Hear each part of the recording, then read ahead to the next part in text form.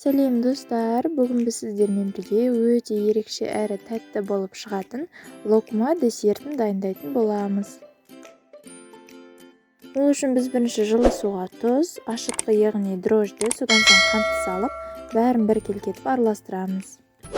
Кейін үстіне ұнды бірнеше бөліктерге бөліп, електен өткіземіз де тағы да араластырамыз.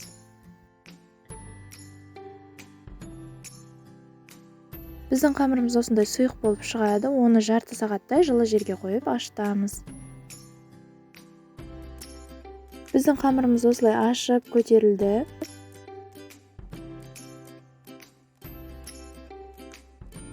Содан соң біздің қамырды кондитерлік пакетке саламыз. Егер сізде кондитерлік пакет болмаса, жай пакетті қолдансаңыз болады. Немесе біздің қамырды қазір майға қуырғанда жай ғана шай қасықпен салып отырсаңыз болады.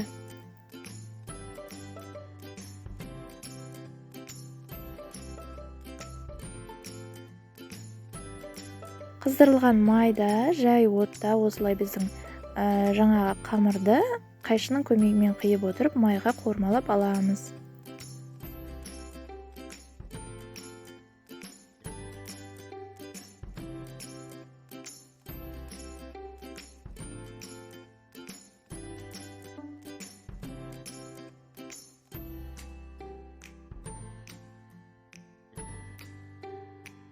Сосын сиропты дайындау үшін ыдысқа бал, қант және де суды құямыз да, біздің қант толықтай еріп кеткенше орташа отта қайнатамыз.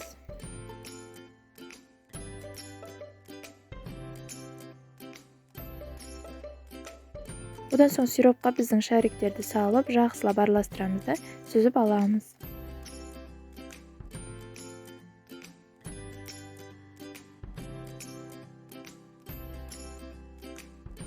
Біздің локма десертіміз дайын, өте ерекше болып шығады, ас болсын.